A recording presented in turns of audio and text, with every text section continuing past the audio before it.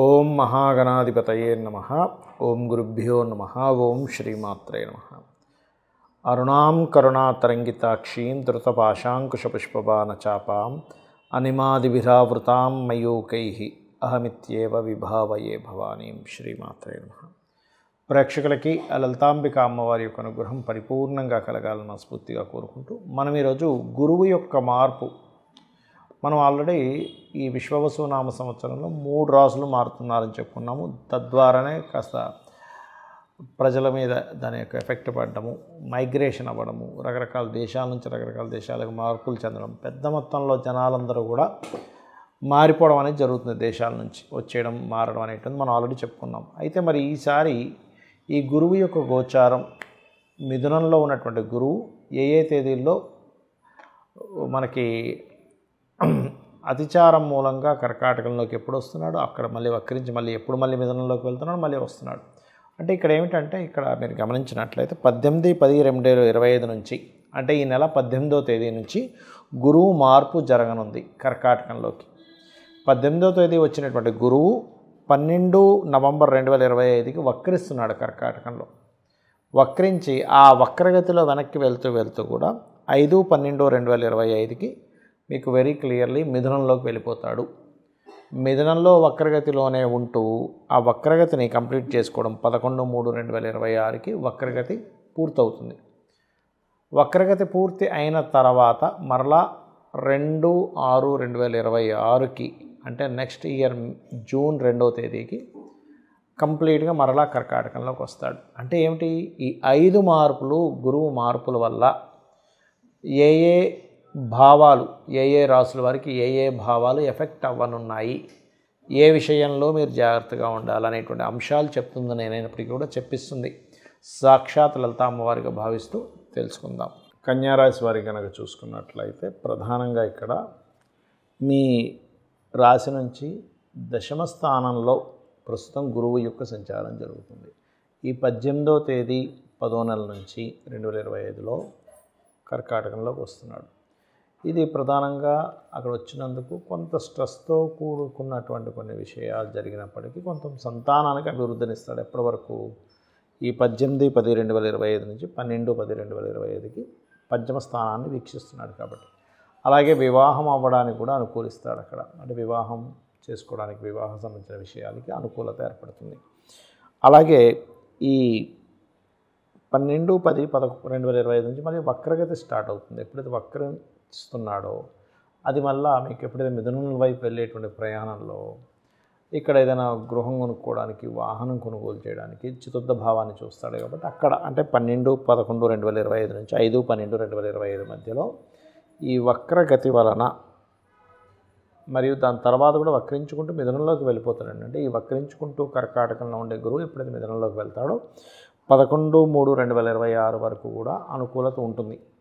ఇది ఏదైనా ప్రాపర్టీస్ తీసుకోవడానికి. అది అయితే ఈ 2/6/2026 నుంచి మనకి వెరీ క్లియర్లీ ఈ యొక్క గురువు కర్కాటకంలోకి రావడం వల్ల, అంటే next year 2nd date 6th month నుంచి రాజకీయ నాయకులకి మరియు వ్యాపార అభివృద్ధి కోసం అని కానివ్వండి, వివాహ సంబంధించిన విషయాలకు కానివ్వండి, మరలా వచ్చే సంవత్సరం 2/6/2026 నుంచి మరలా అనుకూలత పెరుగుతుంది. అంటే ఇక్కడ 2-3 సార్లు మనకి మొత్తం 5 సార్లు కర్కాటకం, మిథునం నుంచి కర్కాటకంలో వక్రించి మళ్ళీ మిథునంలోకి వెళ్ళడం, మరలా అగైన్ కర్కాటకంలోకి రావడం వల్ల ఈ చేంజెస్ ఉన్నందుకు ఈ డేట్స్ నుంచి ఈ డేట్స్ వరకు బాగుంది మీకు. ఇక మీరు చేయవలసిన దేవతారాధన, దత్తాత్రేయుని ఎక్కువ ఆరాధించండి, దక్షిణామూర్తి స్తోత్ర పఠనం చేయండి. మరీ మీ జన్మజాతకంలో గురువు కనుక పాడైనట్లయితే ఆ గ్రహానికి సంబంధించిన దానం, అంటే శనగలు, పసుపు రంగు వస్త్రము, దగ్గరలో ఉండేటువంటి ఆలయాల్లో గంధము, పసుపు, అక్కడ మీరు ఆ యొక్క కైంకర్యాల కోసం మీరు మీ సేవ చేసుకుంటూ ఇవ్వండి. అన్ని విధాలా బాగుంటుంది. ఈ యొక్క గురువు విషయంలో చాలామందికి సంశయాలు ఉన్నాయి.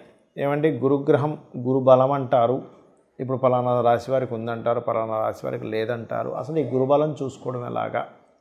ఇక్కడ మీరు అర్థం చేసుకోవాల్సింది ఏంటంటే, గురుబలం కేవలం రాశికో, కేవలం లగ్నానికో కాదు, భావానికి చూడాలి. గుర్తుపెట్టుకోండి. అంటే గురుబలం ఒక్కోసారి లగ్నానికి ఇస్తే ఆ జీవుడు బాగుంటాడు. అంటే ఎటువంటి ఇబ్బందులు వచ్చినా కూడా జీవుడు ఏంటంటే ఏదో దైవం రక్షిస్తున్నట్టుగా వెళ్తూ ఉంటుంది అతని జీవితం అనేటువంటిది. అలా కాకుండా ధనభావానికి కనుక గురుబలం పెరిగితే ధనపరంగా ఏదో దైవం ఏదో దైవ సంకల్పంతో వస్తుందేమో ధనం అన్నట్టుగా ఉంటుంది. 3వ స్థానానికి కనుక గురుబలం వచ్చినప్పుడు అగ్రిమెంట్స్ చేసుకుంటుండాలి ఎవరైనా కానీ, గుర్తుపెట్టుకోండి. ఆ రకంగా 4వ భావానికి గురుబలం వచ్చినప్పుడు మీరు ఏదైనా ఒక ప్రాపర్టీ కొనుగోలు చేయడానికి, వాహనం కొనుగోలు చేయడానికి, ఏదైనా ఒక విషయాన్ని అంటే చూడండి, మనం ఏదైనా ఒక కంపెనీ స్టార్ట్ చేస్తున్నాం, 4వ భావానికి గురుబలం రావాలి. 5వ భావానికి గురుబలం వచ్చినప్పుడు సంతానం కోసం చేసే ప్రయత్నాలు, ఇవాళ రేపు చూడండి IVFలు IUIలు చేయించుకుంటూ ఉన్నారు. అటువంటి విషయాల్లో 5వ భావానికి గురుబలం వచ్చినప్పుడు బాగుంటుంది. 6కి గురుబలం వస్తే లోన్స్ లభిస్తాయి, గుర్తుపెట్టుకోండి. 7వ స్థానానికి అయితే అప్పుడు వివాహం కోసం చూసుకోవాలి. అందరూ ఏం చేస్తారు, గురుబలం ఉంది వివాహం చేసేస్తారు, కానీ అలా కాదు. 7వ భావానికి కానీ, శుక్రుడికి కానీ, కుజుడికి కానీ ఆ రకంగా గురుబలాన్ని చూసుకోవాలి. అలాగే 8వ స్థానానికి గురుబలం వచ్చినప్పుడు తాతగారు ఆస్తికి సంబంధించిన విషయంలో ఏమైనా ఉంటే డిస్టర్బ్ అయినటువంటి మళ్ళీ సెట్ అవ్వడము, అలాగే ఇన్సూరెన్సెస్ మూలంగా ధనం రావడము, అదేవిధంగా జీవిత భాగస్వామి పార్ట్నర్స్ మూలంగా ధనం రావడము, అలాగే తాతగారు ఆస్తి సంబంధించిన విషయంలో ఏమైనా గొడవలు ఉంటే తీరిపోవడం లాంటివి ఇస్తాడు 8వ స్థానంలో గురుబలం. ఇది రీసెర్చెస్ లేనట్లయితే చూడండి, ఒక్కోసారి మనకి కొన్నిసార్లు మనం కొన్ని ప్రయోగాలు చేస్తూ ఉంటాం, రీసెర్చ్ చేస్తూ ఉంటాం, అకల్ట్ రిలేటెడ్ నేర్చుకుంటూ ఉంటాం, అటువంటివి యోగిస్తుంది. 9వ స్థానానికి 9వ అధిపతికి కానీ గురువుకే గురుబలం వచ్చినప్పుడు, అంటే గోచారంలో ఉండేటువంటి గురువు వీళ్ళ జన్మజాతకంలో ఉండేటువంటి గురువుతో కనెక్టివిటీస్ ఉంటాయి. అలాంటప్పుడు ప్రధానంగా ఇక్కడ మీరు తెలుసుకోవాల్సిన అంశం ఏమిటి అంటే, ఇది ముఖ్యంగా ఉపనయనము చేయించుకోవడానికి, దైవ కార్యాలు చేయడానికి, పుణ్యక్షేత్రాలకు వెళ్ళడానికి బాగా యోగిస్తుంది.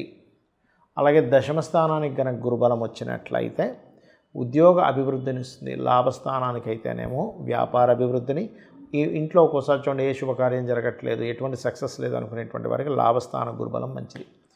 అయితే ఇక్కడ 12వ స్థాన గురుబలం కనుక పెరిగినట్లయితే కొన్ని పుణ్యకర్మలు చేయడానికి, విదేశాలు వెళ్ళడానికి బాగుంటుంది. అయితే ఇక్కడ ఈ విషయంలో మీ యొక్క గురువు ఎలా ఉన్నాడు, ముందుగా మీ జాతక చక్రంలో గురువు బలంగా ఉన్నాడో బలహీనంగా ఉన్నాడో తెలుసుకోండి. తద్వారా ఆ బలం పెరగడానికి గంధముతో భగవంతుని పూజించడము, గోవులకి అరటికాయలు పెట్టడం చేయండి. అలాగే మీకు గురువు శుభుడా పాప 2 లగ్నాలు ఉంటాయి, గురువర్గ లగ్నాలు, శనివర్గ లగ్నాలు. గురువర్గ లగ్నాలు అంటే మేషము, కర్కాటకము, సింహము, వృశ్చికము, ధనుర్మీన లగ్నాలు గురువర్గ లగ్నాలు. శనివర్గ లగ్నాలు అంటే వృషభము, మిథునము, కన్యా, తుల, మకర, కుంభరాశులు శనివర్గ లగ్నాలు అవుతాయి. ఈ శనివర్గ లగ్నాలకి గురువు కొంతవరకు హెల్ప్ చేస్తాడు, గురువర్గ లగ్నాలకి ఎక్కువ ఇది ఉంటుంది. ఎందుకంటే ఇది గురువర్గము, అది శనివర్గము. మరి శనివర్గ లగ్నానికి గురుబలం లేకపోతే ఎలాగా అంటే, కొన్ని జాతకాల్లో గురువు పాప అయినప్పటికీ కూడా శుభ ఫలితాలు ఇస్తాడు, ఇది గుర్తుపెట్టుకోవాలి.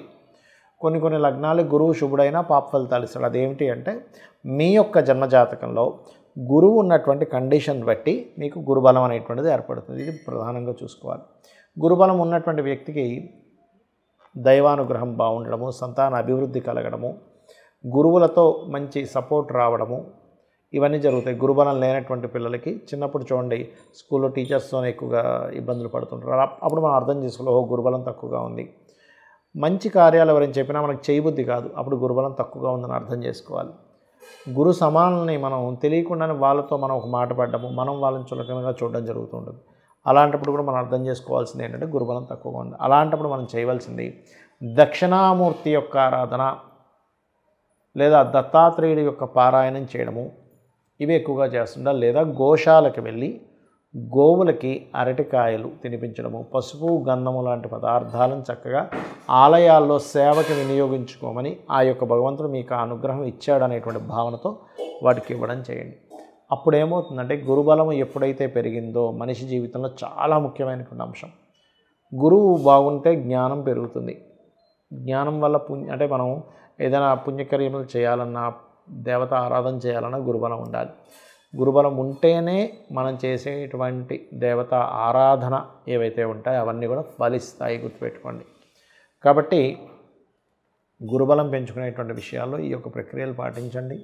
పసుపు రంగు వస్త్రం దానంగా ఇవ్వండి మీ గురువు కనుక బాగున్నట్లయితే, లేదా శనగలు దానంగా ఇవ్వండి, గోవులకి తినిపించండి, గురుగ్రహం దగ్గర దీపారాధన చేయండి. కొన్ని జాతకాల్లో గురువు నీచపడ్డం కానీ పాపగ్రహాలతో కానీ ఉన్నప్పుడు అప్పుడు ఇంకొంచెం దాన్ని చాలామంది తెలియక గురువు బాగాలేడు కదండి అందుకే కనకపుష్యరాగం పెట్టేసుకుని అంటారు. అలా పెట్టుకోకూడదు. గురువు బాగుంటేనే పెట్టుకోవాలి.